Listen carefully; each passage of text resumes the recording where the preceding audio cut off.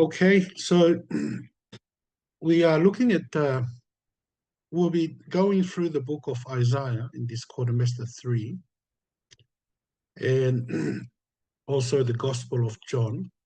And we'll begin by looking at the book of Isaiah, by looking at the historical background of Isaiah. Now, Isaiah is a vision of Isaiah, son of Amos. So we can see that in Isaiah 1, verse 1, the vision concerning Judah and Jerusalem that Isaiah, son of Amos, saw during the reigns of kings Uzziah, Jotham, Ahaz, and Hezekiah of Judah. The word of the Lord, thanks be to God. So Isaiah saw his vision from the old Jerusalem in the 8th century BC about the new Jerusalem in the new creation. And we can see that towards the end of the book, in chapter 65, verse 17 to 18, for I will create new heavens and a new earth. The past events will not be remembered or come to mind. Then be glad and rejoice forever in what I am creating. For I will create Jerusalem to be a joy and its people to be a light. This is the word of the Lord. So you can see Isaiah is about a vision of Isaiah, son of Amos, from old Jerusalem, the Jerusalem that we see in the 8th century BC. But he also saw through that, from that, all the way to the new Jerusalem in the new creation. Now, the prophets of Israel were also called seers because they were able to tell us the things that are hidden. So seers is just a word for being able to perceive supernaturally and also foresee or see the hidden things. And we can see that in 1 Samuel chapter 9, verse 9. Formerly in Israel, a man who was going to inquire of God would say, come, let's go to the seer, for the prophet of today was formerly called the seer. So you can see that prophets were called the seers as well. And we can also see in 2 Kings 6, 15 to 17, when the servant of the man of God got up early and went out, he discovered an army with horses and chariots surrounding the city. So he asked Elijah, "Oh, my master, what are we to do?" Elijah said, "Don't be afraid, for those who are with us outnumber those who are with them." Then Elijah prayed, "Lord, please open his eyes and let him see." So the Lord opened the servant's eyes, and he saw that the mountain was covered with horses and chariots of fire all around Elijah. So when the army came to capture Elijah, and I think it was sent by Aram, and he was and he sent all these chariots and horses, but his servant weren't able to see that the army of the Lord were with Elijah, but he couldn't be able to see it. So Elijah prayed for the Lord to open his servant's eyes, and he did. And when he opened his eye, he saw that the mountain was covered with horses and chariots of fire all around Elijah. So Elijah was able to see this. So he was able to see the hidden horses and chariots that outnumbered the army that came to capture them. We can also see that in chapter 17, verse 13, still the Lord warned Israel and Judah through every prophet and every seer, saying, "Turn from your evil ways and keep my commands and statutes. According to the whole law, I commanded your ancestors and sent to you through my servants, the prophets," the word of the Lord. Thanks be to God. So you can see the seers are the one who came and proclaimed the warning to Israel, warning about God's judgment if they don't turn away from their evil ways. And also Isaiah 29, verse 10, "For the Lord has poured out on you an overwhelming urge to sleep. He has shut your eyes, the prophets, and covered your heads, the seers." It's the word of the Lord. Thanks be to God. So you can see that the prophets, before God shut their eyes, they were able to see, but now that God has shut their eyes, the prophets, and also covered their heads, which are the seers. And also Isaiah 30, verse 10, they said to the seers, do not see, and to the prophets, do not prophesy the truth to us. Tell us flattering things, prophesy illusions. See, the people here told the prophets Isaiah not to tell them the things that they are able to see, the hidden things that they're able to see, the hidden truth, but rather prophesy to them illusions.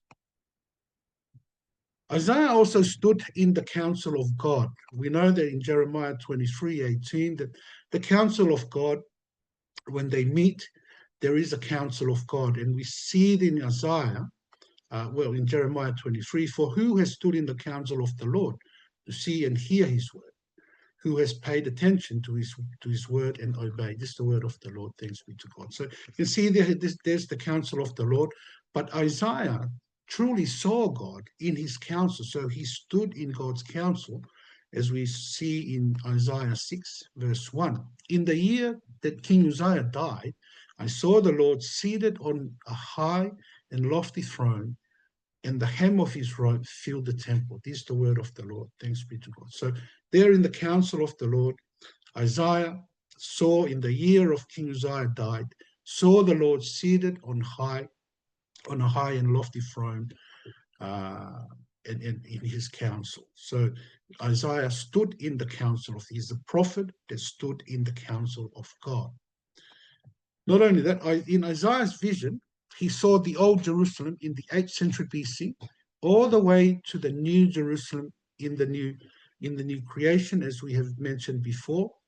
He saw that we can see that in Isaiah 65, 17 to 19.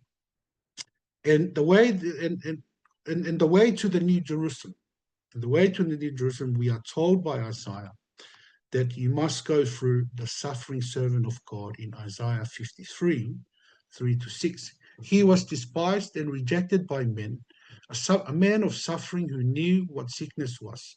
He was like someone people turned away from. He was despised and we didn't value him. Yet he himself bore our sicknesses and he carried our pains, but we in turn regarded him stricken, struck down by God and afflicted. But he was pierced for our rebellion, crushed because of our iniquities. It's the word of the Lord. Thanks be to God. We know that the suffering servant here Isaiah is talking about is pointing to Jesus, and it is through Jesus Christ that we go through the suffering servant of God who was sent to suffer for us, rejected. He was suffered with sickness, and people turned him away. And so it is through Jesus Christ that we go through to the new Jerusalem, which Isaiah saw in the new creation. Isaiah also does not tell us about his own personal struggle when he spoke of God's words in his time, like Jeremiah did. Jeremiah, he spoke of his personal suffering. He says, you deceived me, Lord, and I was deceived. You seized me and prevailed. I am a laughing stock all the time. Everyone ridicules me. For whenever I speak, I cry out, I proclaim violence and destruction. So the word of the Lord has become my constant disgrace and derision. I say, I won't mention him or speak any longer in his name, but his message becomes a fire. This is the word of the Lord. Thanks be to God. See, Jeremiah spoke about his personal struggle as he spoke the word of God. But Isaiah does not do that. He does not tell us his personal struggles as he speaks God's word. Isaiah started his prophetic ministry by speaking to the sins of the people in Jerusalem. You can see that in Isaiah 1:4. O sinful nation, people weighted down with iniquity, brood of evildoers, depraved children. They have abandoned the Lord. They have despised the Holy One of Israel. They have turned their backs on him. This is the word of the Lord. Thanks be to God. See, you can see there Isaiah started his ministry, prophetic ministry, by speaking to the sins of the people in Jerusalem. We also ought to be speaking, when we see sin happening in our church, in our families, we ought to be speaking against the sins of our people. And then he was called. So he started speaking his prophetic ministry. Um, and then he was called to his ministry in chapter 6, verse 8 to 9. Then I heard the voice of the Lord asking, who will I send? Who will go for us? I said, here I am, send me. And he replied, go, say to these people, keep listening, but do not understand. Keep looking, but do not perceive. This is the word of the Lord. Thanks be to God.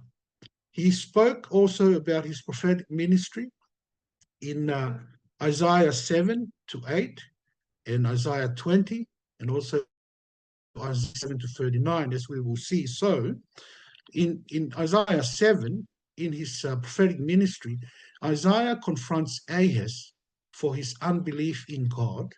And God gave Ahaz a sign, or asked him to ask him for a sign, but God gave him a sign of the virgin who will conceive and give birth of a son, who will be named Emmanuel.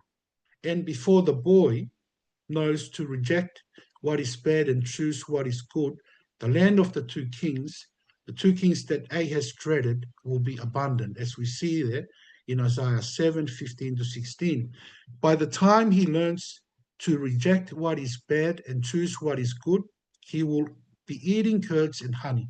For before the boy knows to reject what is bad and choose what is good, the land of the two kings you dread will be abundant. So abundant. So you can see there, he's in chapter 7, he confronts Ahaz for his unbelief when God gave him a sign of a virgin and conceive a son, and they named him Emmanuel. And before the boy grew up, the two kings that came and threatened King Ahaz, they will be abundant. Okay. So and also in Isaiah 8, his son is born, and he named him Meher Shalal Hashbaz, meaning speeding to the plunder, hurrying to the spoil. For God will quickly humble Syria, which is Damascus, and Israel, which is Samaria, from Judah, who Judah feared. So there in Isaiah 8, verse 4, for before the boy knows how to call father or mother, the wealth of Damascus, which is Syria, and the spoils of Samaria will be carried off to the king of Assyria. This is the word of the Lord. Thanks be to God. Not only that, Isaiah in chapter 20 is told to go without clothes for 3 years as a sign that God will destroy Egypt and Cush. The nations Judah has trusted to save them. So you can see that in Isaiah 20, 3 to 4. The Lord said, as my servant Isaiah had gone stripped and barefoot 3 years as a sign, omen against Egypt and Cush. So the king of Assyria will lead the captives of Egypt and the exiles of Cush, young and old alike, stripped and barefoot, with bare buttocks to Egypt's shame. This is the word of the Lord. Thanks be to God. In Isaiah 37 to 39, we are told how Isaiah encouraged King Hezekiah in his confrontation with Sennacherib of Assyria, that led to God destroying the Assyrian army and forced Sennacherib to return to his own land. We can see that in Isaiah 37, 33 to 38. Therefore, this is what the Lord says about the king of Assyria. He will not enter the city, shoot an arrow here, come before it with a shield, or build up a siege ram against it. He will go back the way he came, and he will not enter the city. This is the Lord's declaration. I will defend the city and rescue it for my sake and for the sake of my servant David. Then the angel of the Lord went out and struck down 185,000 in the camp of the Assyrians. When the people got up the next morning, there were all the dead bodies. So King Sennacherib of Assyria broke camp and left. He returned home and lived in Nineveh. One day, while he was worshipping in the temple of his god Nisroch, his sons Aram-Melech and Sharasheh struck him down with the sword and escaped to the land of Ararat. Then his son Esarhaddon became king in his place. This is the word of the Lord. Thanks be to God.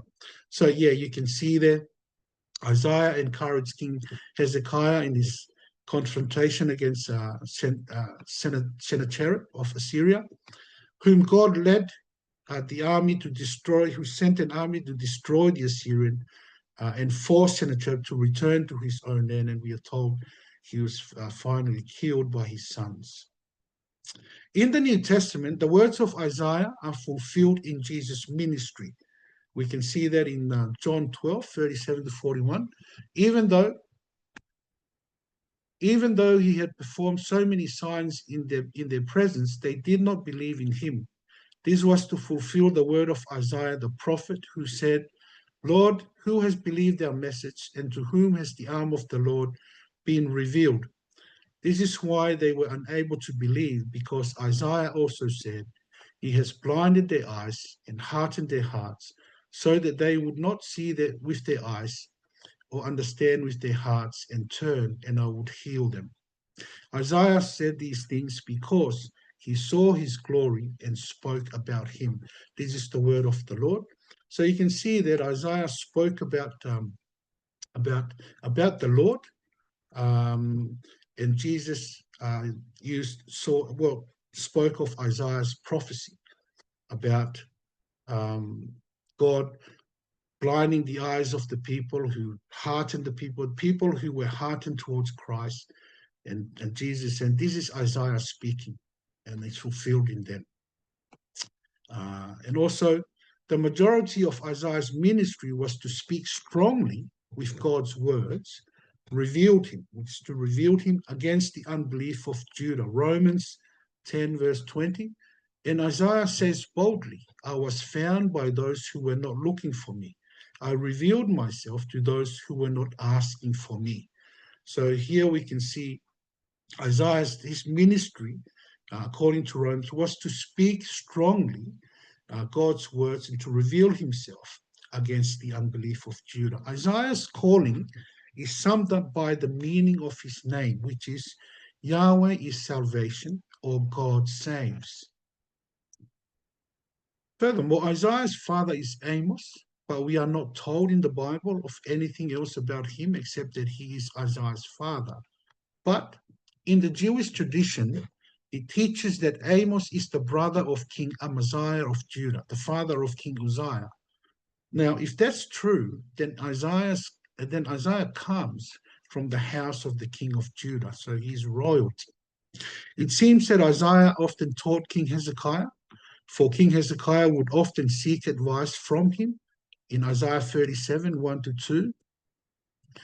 When King Hezekiah heard their report, he tore his clothes, covered himself with sackcloth, and went to the Lord's temple. He sent Eliakim, who was in charge of the palace, Shebna, the court secretary, and the leading priests, who were covered with sackcloth, to the prophet Isaiah, son of Amos. See, this is the word of the Lord, thanks be to God. So he would often inquire of advice from Isaiah, King Hezekiah, and he would often speak to Hezekiah. So 38 verse 1, in those days Hezekiah became terminally ill. The prophet Isaiah, son of Amos, came and said to him, this is what the Lord says, set your house in order, for you are about to die. You will not recover. This is the word of the Lord. Thanks be to God. So you can see that he had interaction with King Hezekiah, and he taught King Hezekiah. It seems that he taught King Hezekiah because he would often inquire of Isaiah. Now, Isaiah was married to a prophetess whom they had two sons, Shear-Jashub, which means a remnant will return.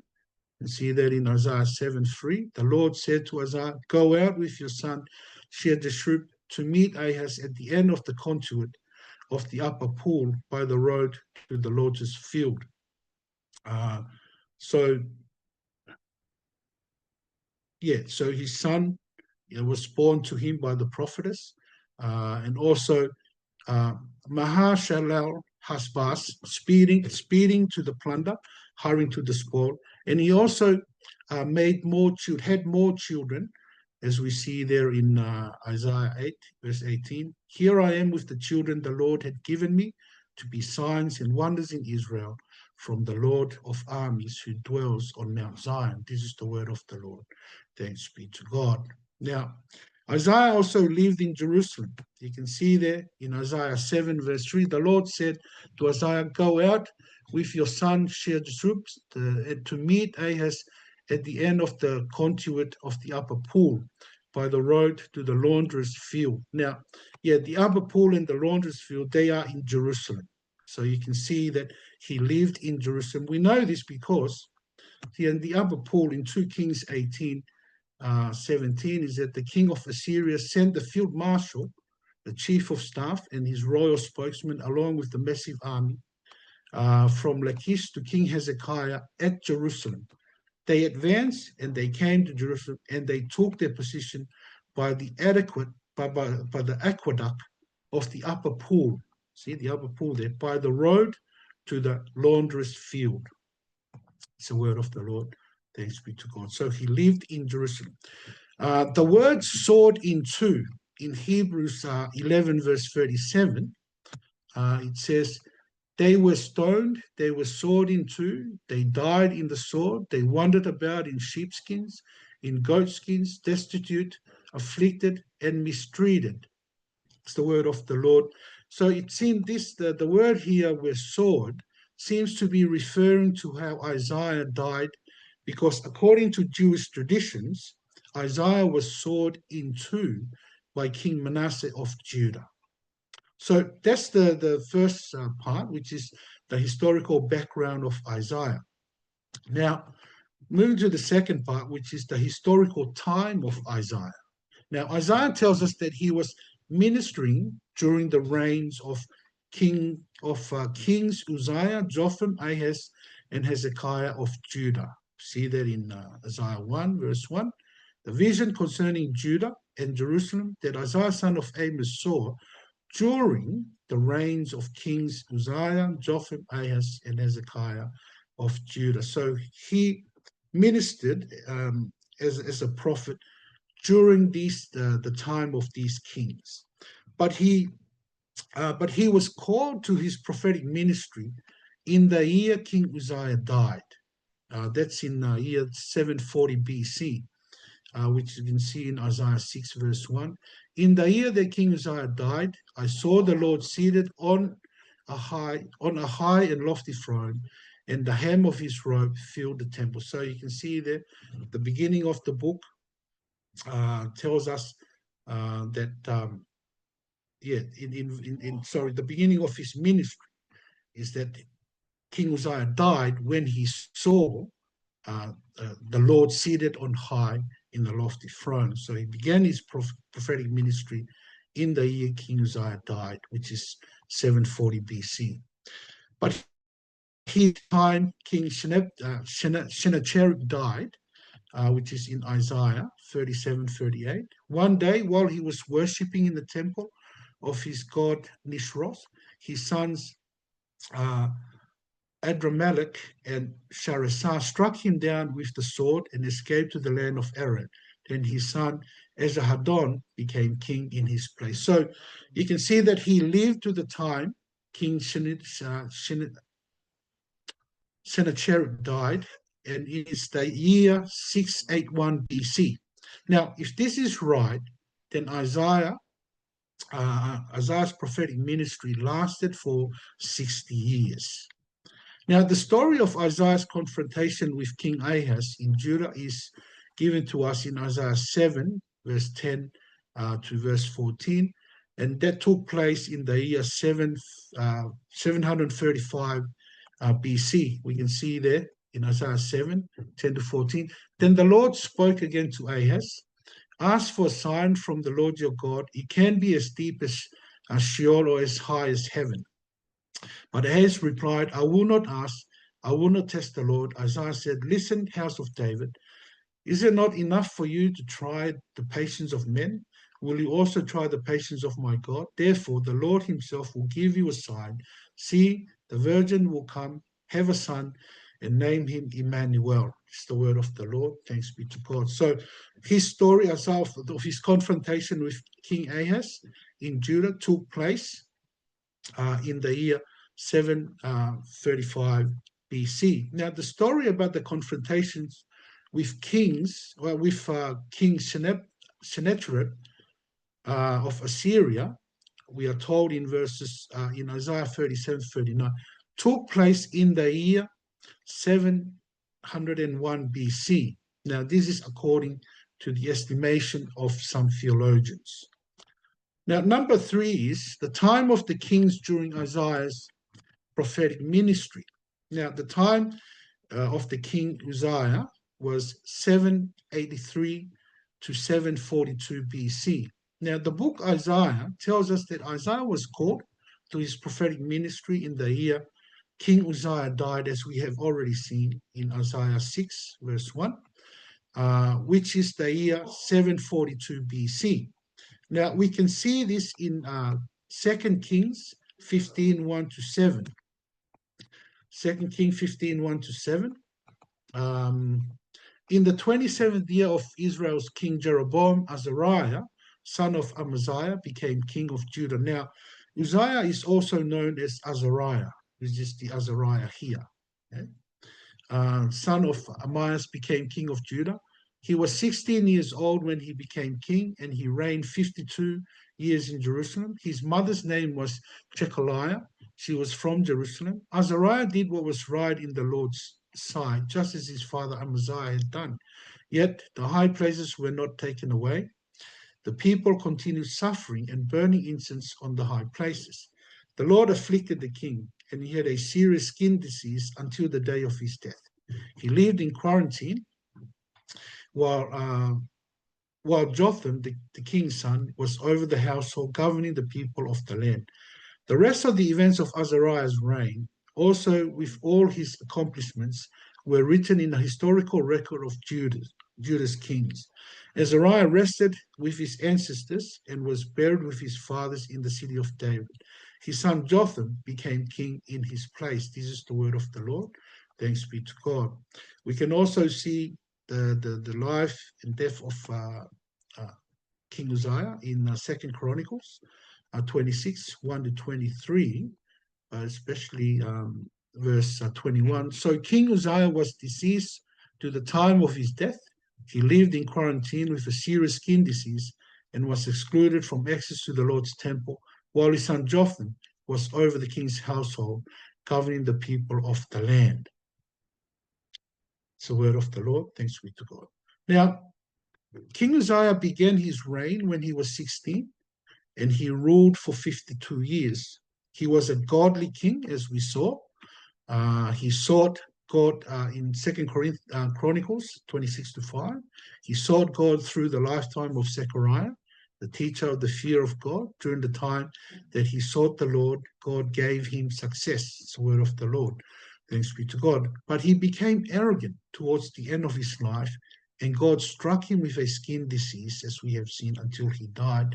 2 Chronicles 26:19. Uzziah, with a firepan in his hand, to offer incense, was enraged. But when he became enraged with the priest, in the presence of the priest in the Lord's temple beside the altar of incense, a skin disease broke out on his forehead. This is the word of the Lord. Thanks be to God. And this stuck with him until he died. His son Jotham became the acting king together with Uzziah during the last 11 years of his life.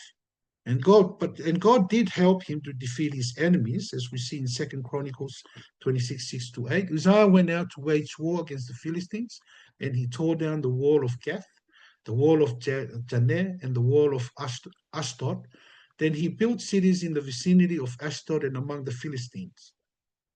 God helped him against the Philistines, the Arabs that live in Kubal, and the Meunites.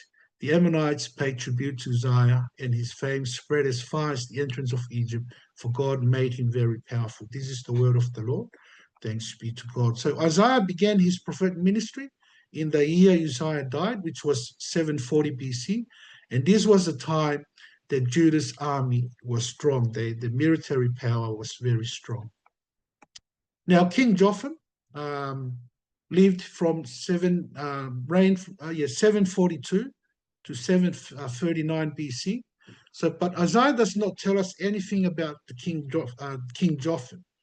But in Isaiah 1 to 5, chapter 1 to 5, we can see the problem of external worship during the reign of Uzziah and Jotham.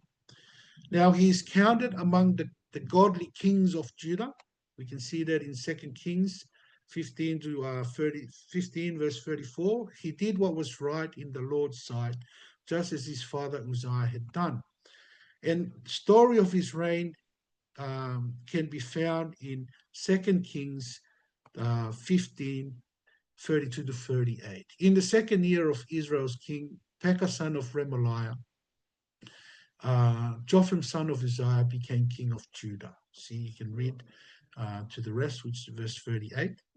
And also in 2 Chronicles 27, 1 to 9, Jotham was 25 years old when he became king, and he reigned 16 years in Jerusalem. His mother's name was Jerusha, daughter of Zadok. He did what was right in the Lord's sight, just as his father Uzziah had done. In addition, he didn't enter the Lord's sanctuary, but the people still behaved corruptly. It's the word of the Lord. Thanks be to God. He ruled for 16 years, and 11 of those years, as we have seen, he ruled under the authority of his father, King Uzziah, because Uzziah was sick with a skin disease, even though he was still alive. He was strengthened as a king because he obeyed the Lord. 2 Chronicles 27, verse 6. So Jotham strengthened his position because he did not waver in obeying the Lord his God. This is the word of the Lord. Thanks be to God. And the Ammonites became his servants. 2 Chronicles 27, verse 5. He waged war against the king of the Ammonites. He overpowered the Ammonites. And that year, they gave him 7,500 pounds of silver, 60,000 bushels of wheat, and 60,000 bushels of barley. They paid him the same in the second and third years. This is the word of the Lord. Thanks be to God. This was also a successful time during the beginning of Isaiah's prophetic ministry. Now, King Ahaz of Judah, from 735 to 716 BC, God gave King Ahaz a choice to ask for a sign that God will fulfill his promise to the house of David, but he didn't do what God asked him to do. So God told him that a virgin will surely conceive and give birth to a boy, and they named him Emmanuel, which means God with us. We know that in Isaiah 7, verse 14. Therefore, the Lord himself will give you a sign. See, the virgin will conceive, have a son, and name him Emmanuel. Now, King Ahaz reigned for 16 years in Judah, and he was one of the evil kings in Judah. His story is given to us in 2 Kings 16, 1 to 20. In the 17th year of Pekah, son of Remaliah, Ahaz, son of Jotham, became king of Judah. Ahaz was 20 years old when he became king, and he reigned 16 years in Jerusalem. He did not do what was right in the sight of the Lord his God, like his ancestor David, but walked in the ways of the kings of Israel. He even sacrificed his son in the fire, imitating the detestable practice of the nations the Lord has dispossessed before the Israelites. He sacrificed and burnt incense on the high places, on the hills, and under every green tree. It's the word of the Lord. Thanks be to God. So you can see there that he was not he was not a good king. He was one of the evil kings of Judah, and we can also see that he was his evil, his wickedness in 2 Chronicles 28.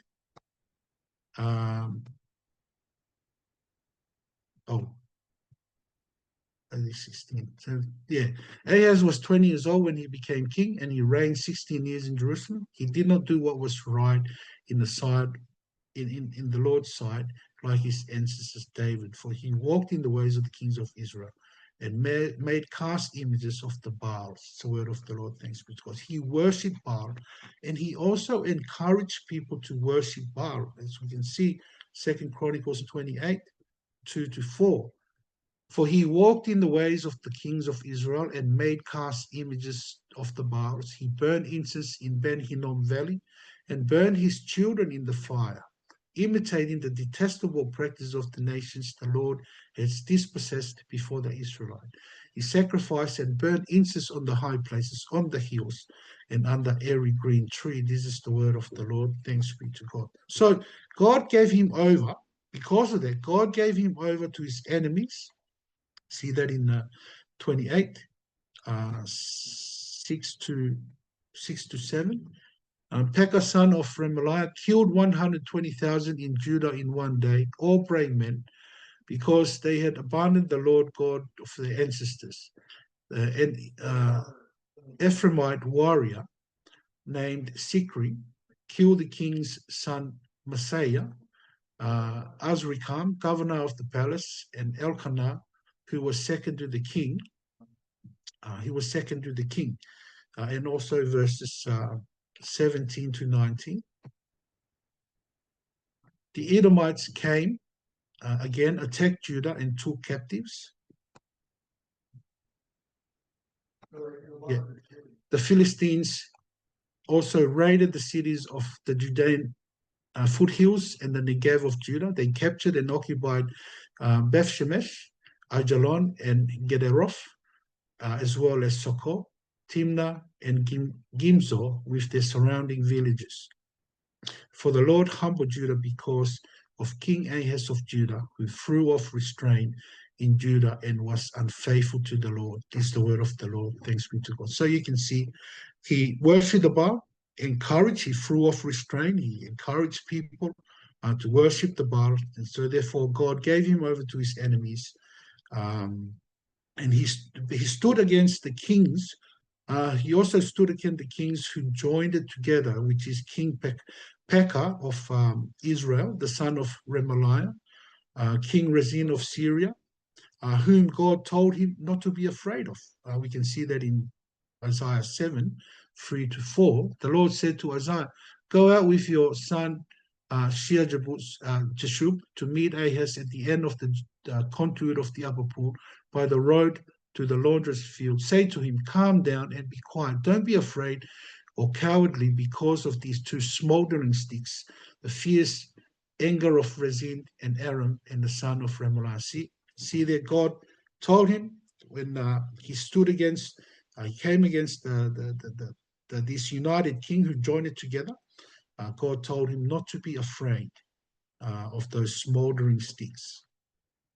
But they wanted, because they wanted Ahaz to join with them in the war against Assyria, but Ahaz refused to join them. Instead, he asked the king of Assyria to assist him in the fight against the king of Israel and Syria.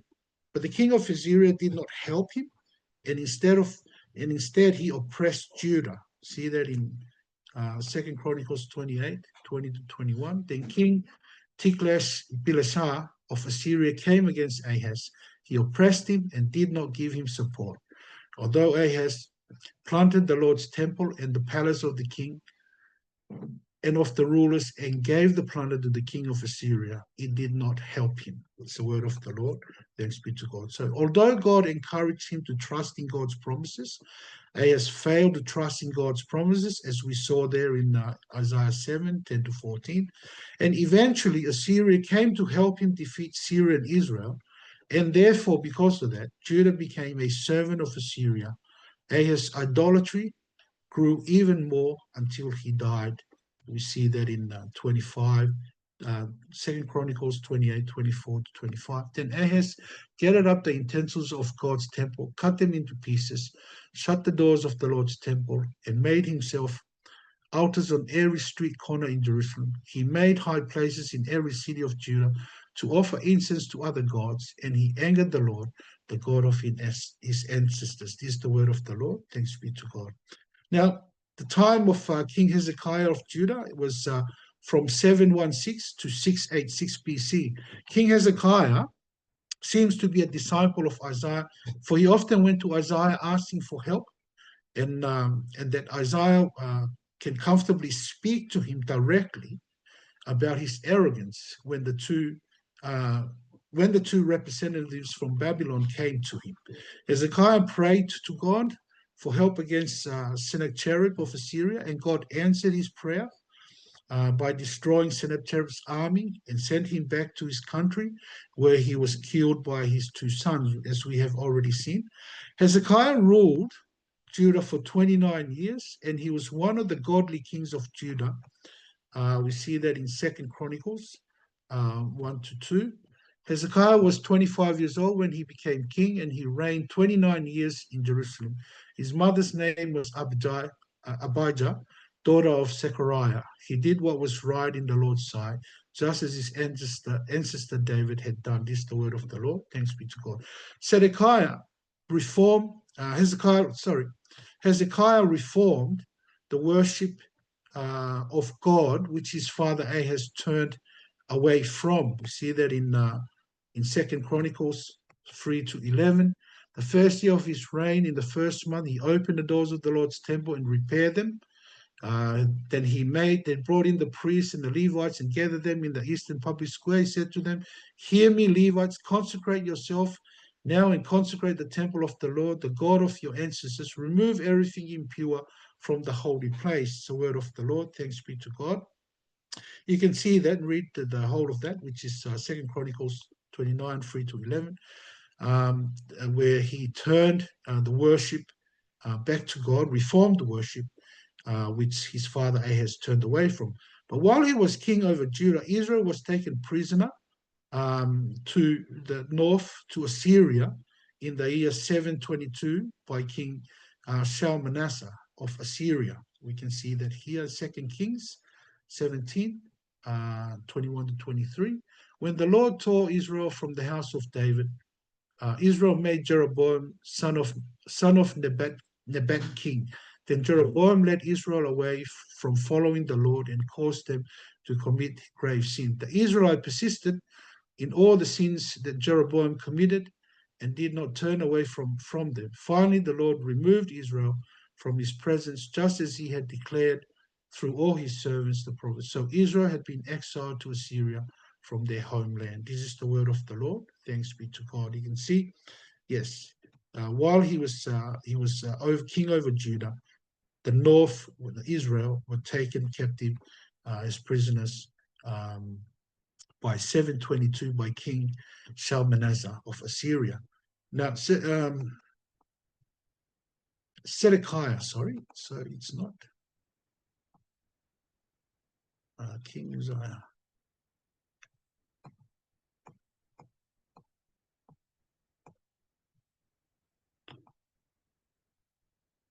Yeah, Hezekiah ruled Judah for 29 years. Yeah, he reformed, and also while he was king in Judah, Israel were taken prisoners. And not only that, but he rebelled against the king, Sennacherib of Assyria, and God helped him by killing the Assyrian army and returned Sennacherib to be killed by his two sons, as we have already seen. See there in the 2 Kings 19 to 12, 32. We can see down here in 35, 37. That night the angel of the Lord went out and struck down 185,000 in the camp of the Assyrian. When the people got up the next morning, there were also the dead bodies. So King Sennacherib of Assyria broke camp and left. He returned home and lived in Nineveh. One day, while he was worshipping in the temple of his god Nisroch, his sons Adrammelech and Sharezer struck him down with the sword and escaped to the land of Ararat. Then his son Esarhaddon became king in his place. This is the word of the Lord. Thanks be to God. Now, number 3, Isaiah was the author of the whole book of Isaiah. Now, since the end of 19th century AD, there existed the idea that 3 different authors wrote the book of Isaiah. This idea supposed that the Isaiah of the 8th century BC wrote chapters 1 to 39, and the second Isaiah spoke of the exile to Babylon in chapters 40 to 55, and the third Isaiah spoke in chapters 55 to 66 during the return of the exile from Babylon. Now, this idea came about from theologians who did not believe in the power of God, or who do not believe in the power of God, as we can see in Matthew 22:29-30. Jesus answered them, "You are mistaken because you do not know the scriptures or the power of God." See, they certainly do not know the scriptures and the power of God. And God is able, they do not believe that God is able to reveal to Isaiah the things that will take place in the 6th century BC and the 5th century BC and all the way to the end of history in the New Jerusalem. We can see that God revealing it to Isaiah in Isaiah 65, 17-18, as we have seen at the beginning. Now, there was only one Isaiah who wrote the book Isaiah, whom God gave a vision from the 8th century BC.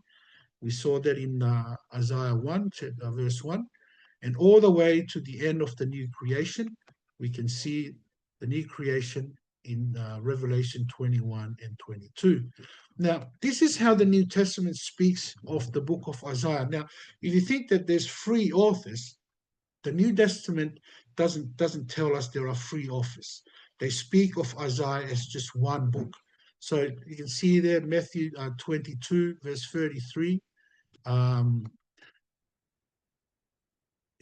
For he is the one spoken of through the prophet Isaiah, who said, "A voice of one crying out in the wilderness, prepare the way for the Lord, make his path straight." We can see that here, this is Isaiah 40, okay? It's Isaiah 40, and we can see in Isaiah 4, 14-16, the land of Jebulun, the land of Zebulun, the land of Naphtali, along the road by the sea, beyond the Jordan, Galilee of the Gentiles. The people who live in darkness have seen a great light, and those living in the land of the shadow of death, a light has dawned. Now, this is quoted from Isaiah 9. So you can see that they're quoting from Isaiah 9. They're not telling us, oh, this is quoted from, they're saying here, verse 14, this was to fulfill what was the prophet, what was spoken through the prophet Isaiah. It doesn't tell us this is, was fulfilled. This is to fulfill what was spoken through Isaiah 2 or Isaiah 1. No, they just spoke, this is the prophet Isaiah speaking right throughout the whole of the book of Isaiah. So Isaiah 8:17, you can see also it says, so that what was spoken, what was spoken through the prophet Isaiah might be fulfilled. He himself took our weaknesses and carried our diseases. The word of the Lord. Thanks be to God. So spoken by Isaiah, and this comes from Isaiah 53.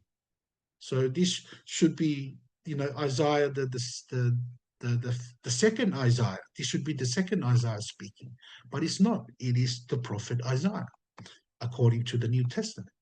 We can see also there in 12:17-21, so that what was spoken through the prophet Isaiah might be fulfilled.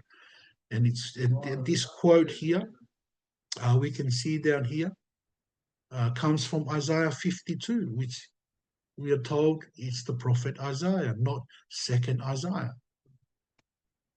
And you can see all the New Testament passages that speaks of Isaiah as the author or the prophet who spoke and authored the book Isaiah.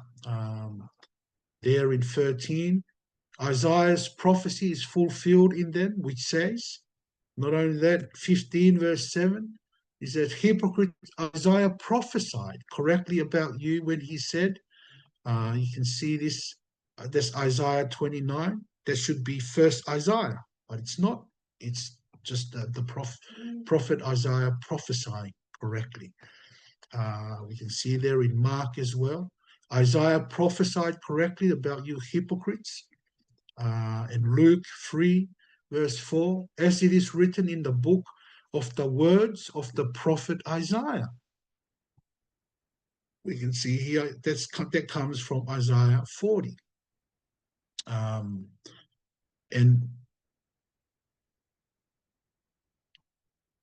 also John John 1:23, he said, I am a voice of one crying out in the wilderness, make a straight way of the Lord, just as Isaiah the prophet said. There you go, 12:37. Even though he had performed so many signs in their presence, they did not believe in him. This is to fulfill the word of Isaiah the prophet, who said, and it goes on to quotes from Isaiah. And you can see there also in Acts 8:27. So he got up and went.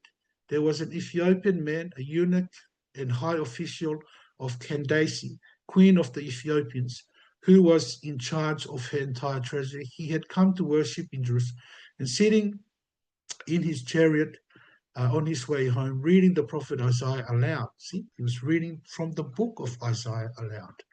And you go 28:25. It says, the Holy Spirit was writing, saying to our ancestors through the prophet Isaiah. You go Romans 27, but Isaiah cries out concerning Israel, and he goes quote from Isaiah. And also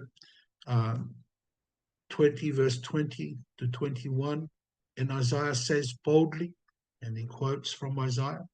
And 15:12, again and again Isaiah says, the root of Jesse will appear, the one who rises to rule the Gentiles. Gentiles will hope in him. This is the word of the Lord. Thanks be to God. So you can see that the whole of the New Testament, the gospel and the epistles, they testify that Isaiah as a book is written by Isaiah himself. He prophesied, and he wrote it, and he authored the book. Unlike the theologians who do not believe in the power of God, who says that divide Isaiah into three authors. Now Jesus speaks about Isaiah in John 12:41. Isaiah said these things because he saw his glory and spoke about him. Now, in that these things is referring to Isaiah 53:1.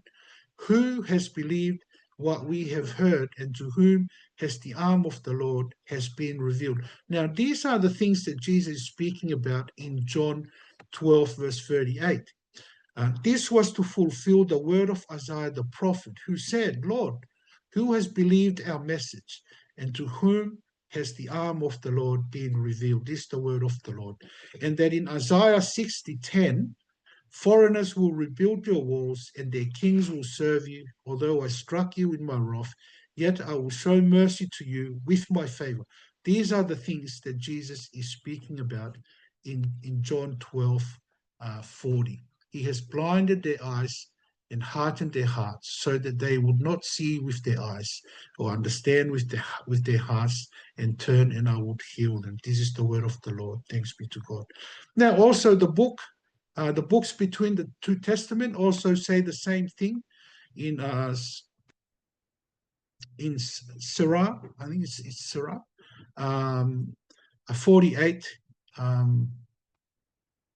Sirach 48:23. It says, in his time the sun went back.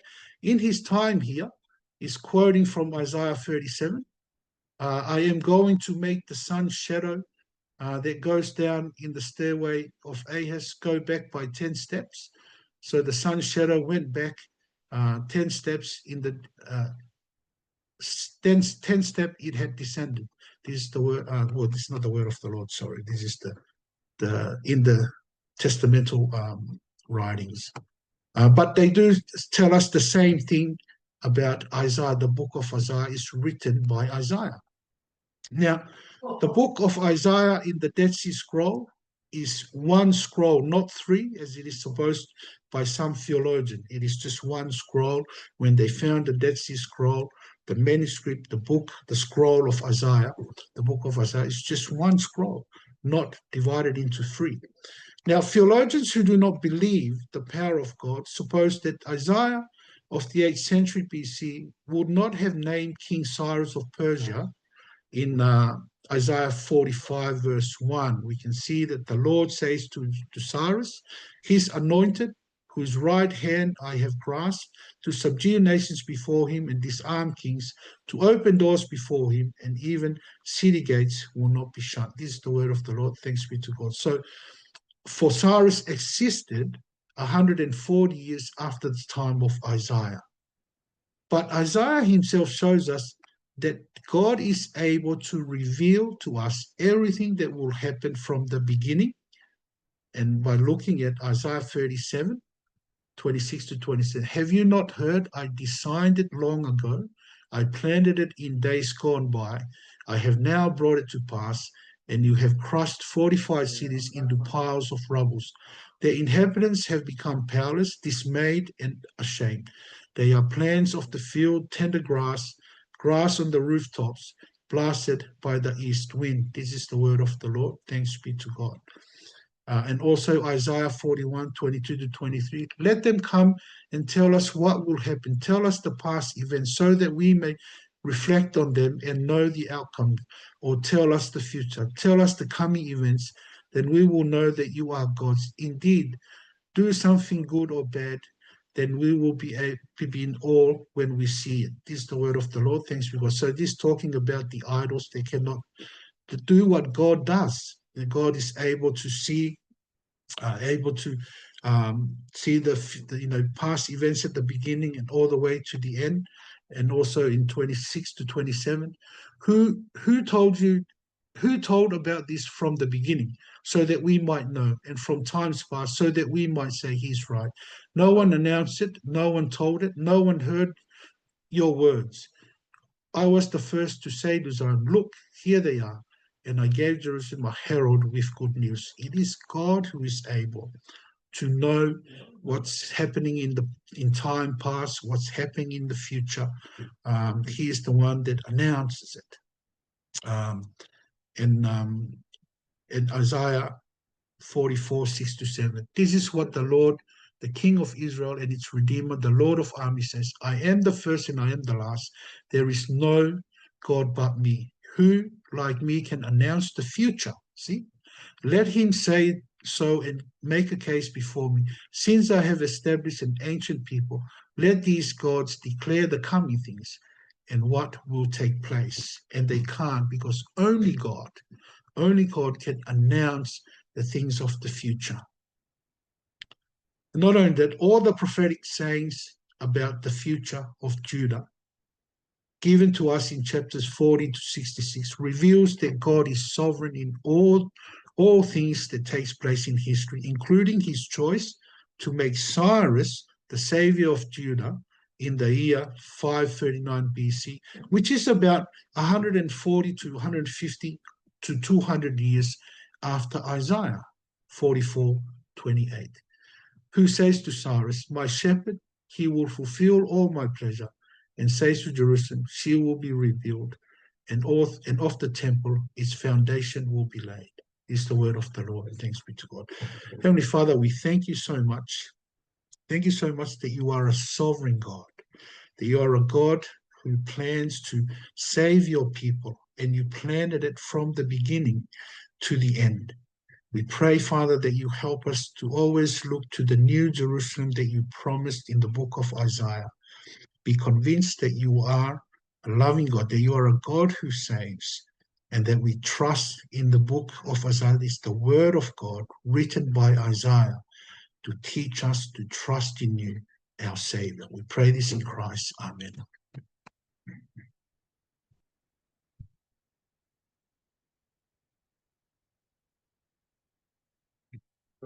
Oi. Thank you. Oh, what happened? Oh, okay, there.